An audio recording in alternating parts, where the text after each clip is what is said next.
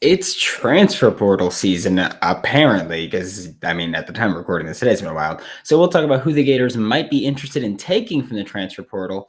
Then we'll wrap up by talking about Gators men's basketball coach Mike White maybe being on the hot seat, or should he be on the hot seat? And Keyontae Johnson maybe coming back, only here on Locked On Gators. You are Locked On Gators, your daily podcast on the Florida Gators. Part of the Locked On Podcast Network, your team every day.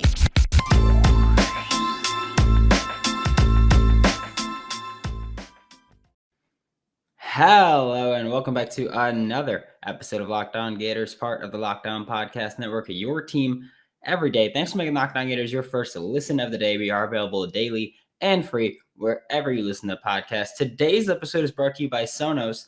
Sonos is the official sponsor of ESPN College Football. Go to Sonos.com to learn more. Happy Tuesday. I am Brandon Olson. You can find me on Twitter at WNS_Brandon. I'm also the founder of WholeNineSports.com, where you can find all my written work. Today's apparently a Transfer Portal Tuesday because, yesterday we talked about who we are losing to the transfer portal. Jacob Copeland, Mohamed Diabate, fun stuff. Maybe Chris Bogle. I still don't know. We don't know. We haven't had an update on that. But today we're going to talk about some names that the Gators can bring in. And I'll start off by saying that some names just aren't going to be mentioned. Zach Evans from TCU, Cameron Ward from Incarnate Word. I think they're both phenomenal players, but I don't think Billy Napier is going to look at them. Same thing with guys like Bo Nix and Keaton Slovis. It's just not guys that we're going to. I don't think a quarterback is someone, or a high caliber quarterback is someone that Billy Napier will be looking to bring in from the transfer portal. But guys that he might be looking at, Eli Ricks. Eli Ricks is certainly a name that the Florida Gators are going to look at, that the Florida Gators should look at. Eli Ricks he's so good. I'm very happy that he hit the portal. It was weird when it happened because, last year people were like, oh, or even this year too, people were like, oh, Derek Stingley and Eli Ricks, they're so amazing. They're so good. They're so this, they're so that. And then what happened? Now, Stingley likely draft Eli Ricks in the transfer portal. Phenomenal cover man. And I don't think there's necessarily a need at corner right now. I've very openly said I love the corners that we have on the roster. Jason Marshall, Avery Helm, Jaden Hill is coming back. Trevis Johnson as a nickel. It's a great secondary that we have. Kyer hasn't officially declared, so I guess including him, he's gone. Sorry if that got anybody's hopes up. Sorry, he's gone. But Eli Ricks is just another guy where it's like you can never have too many DBs. There are a few things you can never have too many of: DBs, wide receivers, O linemen. Those are the three things you can never really have too many of.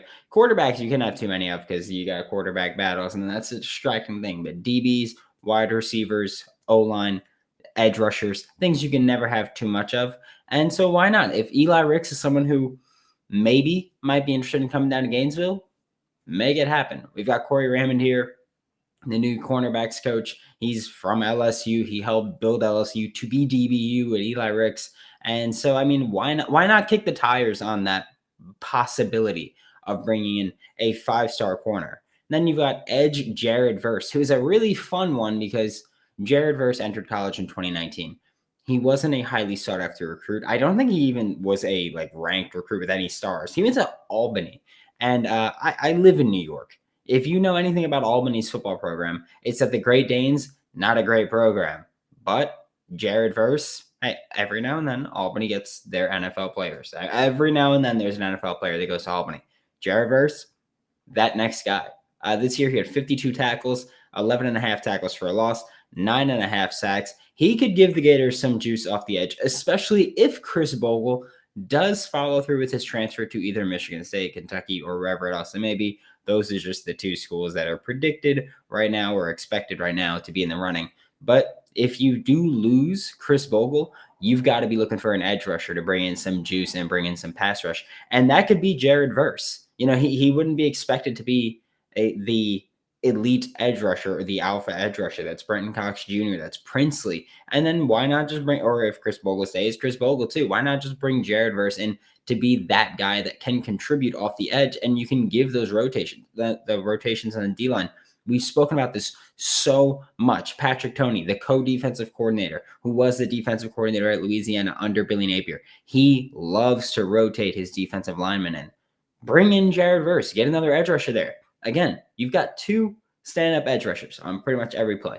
Bring in Jared Verse to be one of those guys and let him raise hell. He's a redshirt freshman, or he just finished his redshirt freshman year. So he's got multiple years of eligibility. You don't even need to make the promise that he's going to play early. You could just make the promise that, hey, we can play you early and we can get you to the NFL. That's something that Florida can do, is get people to the NFL. So Jared Verse could be a big name to bring in. Next name that I wanted to talk about a little bit is Mohamed Momo Sanogo. He's a linebacker from Ole Miss. I've been a big fan of his for a while now. He started at Will linebacker and Mike linebacker this year. If you don't know, Will is the weak side, Mike is the middle. So weak side is, of course, not the side with the tight end and all that fun stuff. So Mohamed Sanogo is that guy, Momo Sanogo. He could play there. We're losing Diabate to the transfer portal. Ventrell Miller to pros. Almost definitely. I believe he's out of eligibility. He might be able to extend it with a COVID year or a medical redshirt year or something. Eligibility's wild. But we've got linebacker spots opening up. Tyron Hopper is likely filling one of them. Then you may have guys that you want to fill the other spot, but no one's really claimed anything. Bring in Momo Sanogo as a guy who can play solid coverage, can play solid against the run, and, gives you a little bit of versatility here. Again, this is a 4-2-5 defense most likely coming in. So 2 linebackers going to be on the field, but it's also with Patrick Toney, who likes to rotate a ton of his players. And a lot of guys are going to play next year for Florida. Just get used to that there are going to be a lot of guys playing. Mohamed Sanogo, I believe, has 1 year left of eligibility to really contribute early on. And I don't want to say where I know this from.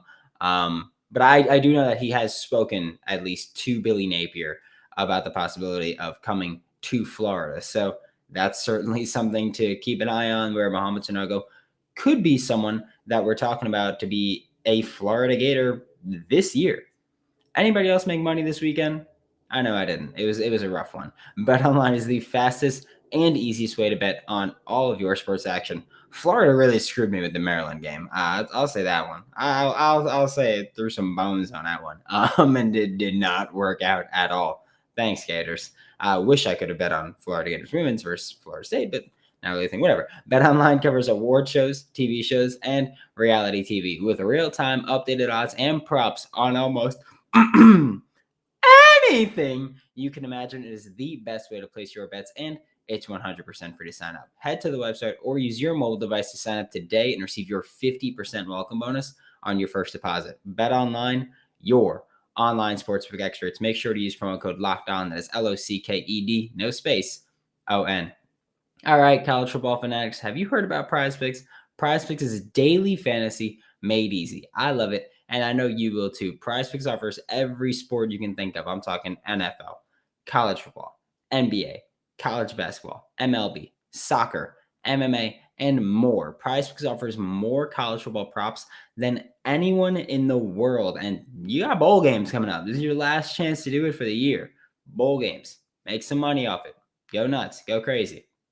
For all the star players of the Power 5, we'll give Jacob Copeland a shout again because it's going to be his last game as a Gator, as well as players you might have never heard of, like Bryant Koback and Bryce Mitchell for Toledo, who'd play Middle Tennessee State in the bowl game, Bahamas Bowl, by the way.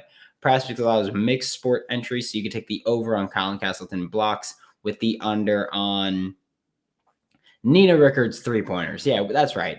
We're going men's basketball, women's basketball. Don't hesitate. Check out PrizePicks.com or go to the App Store and download the app today. PrizePicks is daily fantasy made easy. Thanks for making Locked On Gators your first listen of the day. We are available daily and free wherever you listen to podcasts. Looking at some more transfer portal names for this second segment, we've got wide receiver Theo Weiss. We are losing wide receiver Jacob Copeland. Of course, that sucks. We might be losing Justin Shorter. That's another name. Jordan Pouncey is, I believe, out of eligibility. I get it. Jordan Pouncey wasn't like a big contributor to the team, but hey, he was on the team. He was there depth-wise. He was there for special teams. He was one hell of a special teams player. But Theo Weiss is a wide receiver that has hit the transfer portal. He was previously at Oklahoma. He was a 5-star recruit coming out of high school. He's a 4-star as a transfer. Spent 3 seasons at Oklahoma, and he entered the transfer portal after Lincoln Riley ditched Oklahoma for Southern California because he's just a jerk. In 2020, Theo Weiss had a solid season, but what I really like about him is that he's a big-bodied receiver that could contribute immediately. And I know that we have big-bodied receivers already. Xavier Henderson's a pretty big boy. If Justin Shorter stays, pretty damn big boy. Theo Weiss could be another guy. And, I know I said you can never have too many receivers. I think when you look at this Florida team, you can never have too many big-bodied receivers either, because you look at Anthony Richardson, who is presumably going to be the starting quarterback next year. He's not super accurate, even if it's Emory Jones, not super accurate. But I'm talking specifically about AR, because AR likes to take those deep shots. And when you take a deep shot and you've got a big-bodied receiver and you're already pretty inaccurate, it makes it a lot easier for your team to come down with those catches and get big plays vertically downfield. So Theo Weiss is someone that I really, really genuinely want to come to Gainesville. I think that Anthony Richardson and him could have a phenomenal connection. I think that it'd be really great, and I think that AR does need those big-bodied receivers. So if you could bring in more, hell, bring him in. Next up is he's a defensive back, who's Javon Hall from Miami, which I know is like a lot of people are like, but no, he's a safety that he plays a lot of slot corner as well, which is one of the reasons that I actually do really like him. Because you look at guys, and we have that already, We have Jadarius Perkins, who's a safety that plays slot corner, or a corner that plays safety, however you want to say it. Travis Johnson is, he's one of those guys he could play safety, he could play slot corner, but he plays almost exclusively slot. Javon Hall is just another guy that can slide in and maybe not be a big starter, but hey, you know what I've mentioned repeatedly today? And you know what I will continue to mention? I mean, this is going to be the last time I mention it today, or at least during this conversation, but Patrick Toney likes to rotate his players in. So getting another defensive back, and again, you can never have too many DBs, but bringing in another defensive back could be huge for this defense because, again, they're going to rotate a lot. But Javon Hall, he could step in and compete immediately for a starting spot because assuming Trey Dean is gone, that leaves an open safety spot for Florida. Then we've got Rashad Torrance. We've got guys that can fill in, of course, but we don't know, like Corey Collier and Dominic McMillan are 2 guys that I really like that we brought in this year. But no one's just going to hand them anything. Billy Napier is not just going to hand you anything. We know that. So bring in Javon Hall. Let him compete for a spot. If he gets it, he gets it. If he doesn't, he doesn't. I'm high on the safeties. I've said that. But add more. You'd be fools to not show interest in these guys.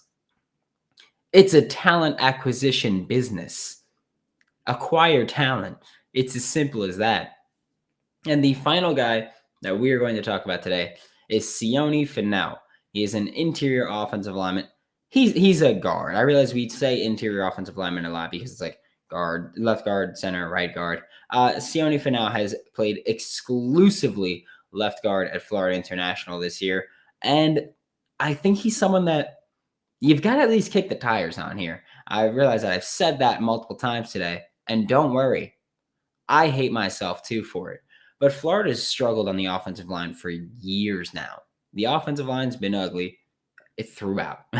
Finau is at least familiar operating in both gap and zone blocking schemes, although assuming that this Florida offense next year is going to look very similar to what Louisiana's offense looked like this year, it's going to be primarily zone blocking, which again, we're going to take weeks where for Tape Tuesdays, we break down all this stuff. But for now, we're talking about specifically Sione Finau fitting in this scheme. And if it looks like this past year's Louisiana offense, it's going to be very zone blocking dominant, which is fine. Sione Finau has experience gap blocking and zone blocking. He has solid size for a guard. He's 6'3", about 300 pounds. He's already used to that Florida humidity playing at FIU. So I think you've got to kick the tires. You need O-line help. There's not a ton of offensive line talent in the transfer portal, but I wanted to get at least one guy in there. And he's one where it's realistic to say, like, hey, like he's someone that we might bring in. He's leaving FIU presumably to go to a bigger program. So Sione Finau, you're already used to Florida. You're already in Florida. Come on to Gainesville. Get paid afterwards or get paid during. Gators Collective is a fantastic NIL initiative. So get paid during. But I think Florida, you've really got to be active in the transfer portal because we know that early signing day is going to be a train wreck for Florida. And Gators fans are going to go ape-ish about it. So we know that early signing day is going to suck. National signing day might suck. It might, but luckily Florida's in the middle of a cycle where there's been so many big changes, where there are so many recruits decommitting. So maybe Florida can kind of pick up the pieces because we've had Oklahoma's got a new coach. LSU's got a new coach. Texas is just a dumpster fire. I don't care. I get that they don't have a new coach, but they suck. TCU's got a new coach. There are so many changes. Oklahoma State just lost their defensive coordinator. I'd imagine they're going to lose recruits because of that too. Clemson lost their offensive coordinator, a defensive coordinator, and not that it really matters for recruiting, but athletic director. So there's a lot of changes. Florida is very lucky where maybe recruiting works out for them. Maybe it doesn't, but you got to be active in the transfer portal if you've got the opportunity to take advantage of it, you've got to do so. And the transfer portal is the perfect way for Florida to make some stuff happen. The holidays are right around the corner, and finding the perfect gift is tricky. Omaha Steaks makes it easy to send friends and family an unforgettable gift that is guaranteed to be loved. Go to omahasteaks.com and enter college into the search bar to order the perfect gift package. For $99.99, you'll get 24 entrees like the world-famous bacon-wrapped filet mignons, which are delicious, chicken breasts, sides, desserts, and so much more. When you use the code COLLEGE, you'll also get 8 additional Omaha Steaks burgers free with your order. We've all heard the reports about shortages and shipping delays, so don't wait. Order the perfect gift package today at omahasteaks.com, and you'll get 8 free burgers when entering the code COLLEGE. Achieving gifting greatness, really, with Omaha Steaks. Incredible flavor, incredible value, and 100% guaranteed. omahasteaks.com. Use the keyword college. Now we're talking about basketball again. And the first thing I want to talk about is something I've seen so much of.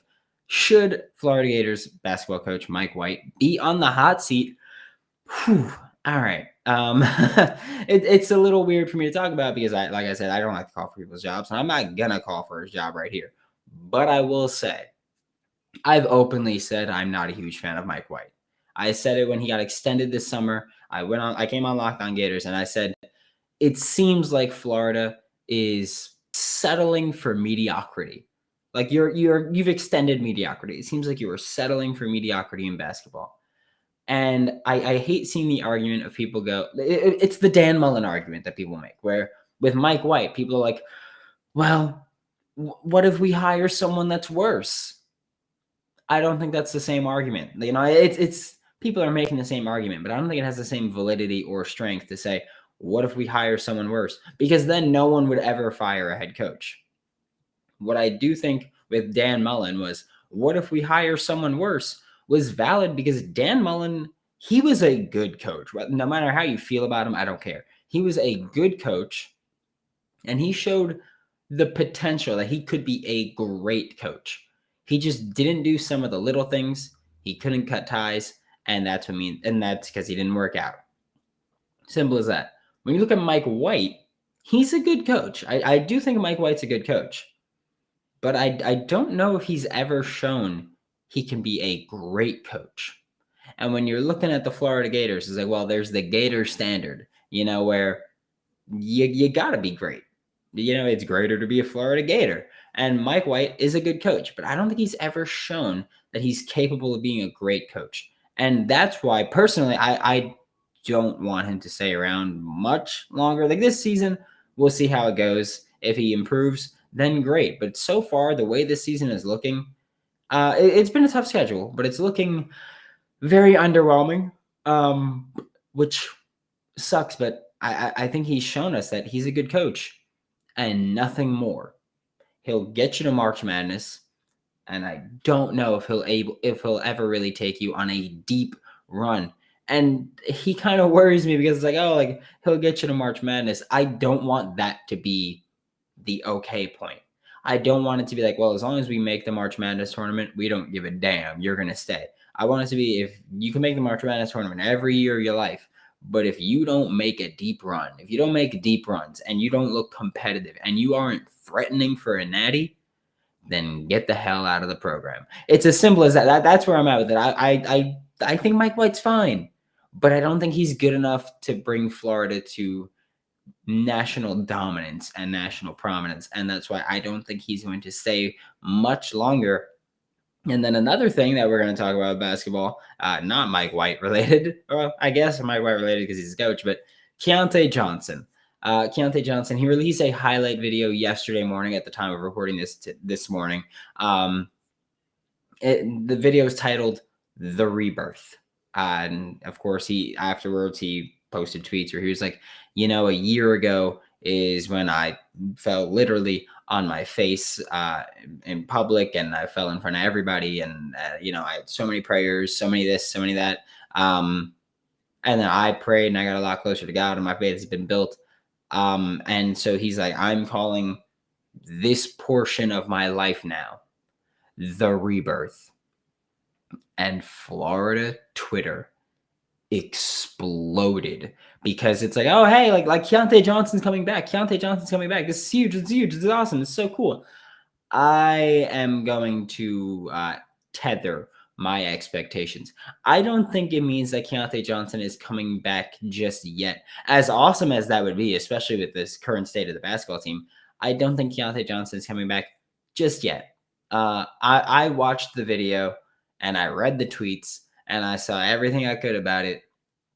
And what I took away from it was that he's decided to continue fighting to come back because a couple of weeks ago, maybe a month or two ago at this point, Keyontae Johnson, it came out that he was deciding between trying to come back and play for Florida, transferring to play elsewhere, or essentially calling it quits and cashing out on a multi-million-dollar insurance policy that he has on his career should he not be able to play, should his career end early. It's supposed to basically supplement some money he could have made in the NBA. So I take it as he's decided he's going to keep fighting and trying to come back to be a Florida Gator. I don't think it means that he's back, but I mean, it's still good news, and it's great to be optimistic about it. I don't think it means he's back yet. I think it means that he's going to continue fighting to come back, and I think that's awesome. And I hope that it works out for him, and I hope he comes back, and I hope he is a Florida Gator until he goes pro and makes millions and millions of dollars. And that insurance policy is like, what? Ew! Imagine if I took that. Thanks for making Locked On Gators your first listen of the day every day. We are available daily and free wherever you listen to podcasts. Don't miss out tomorrow as we'll keep up with the latest on the Florida Gators football team as always. Now make your second listen Locked On Bets your daily one-stop shop for all of your gambling needs. Locked On Bets, hosted by your boy Q with expert analysis and insight from Lee Sterling. For Locked On Gators, I am Brandon Olson. Don't forget to follow me on Twitter at WNS_Brandon. You can find all my written work with Whole Nine Sports. That is WHOLENINE Sports. And I will see you all tomorrow.